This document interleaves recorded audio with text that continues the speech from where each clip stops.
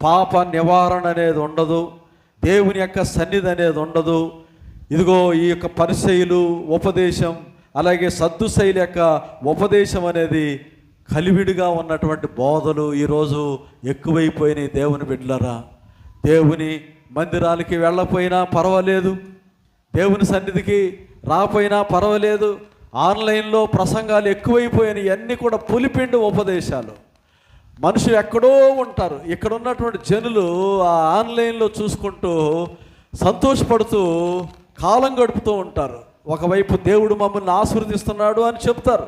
ఇప్పుడు లోకమంతా కూడా ఆ పులిపిండి గురించినటువంటి బోధ అనేది వ్యాపించి వేస్తూ ఉంది. దేవుని బిడ్డలారా, ఇది సద్దుసైల యొక్క పరిసయ్యుల యొక్క పులిపిండి.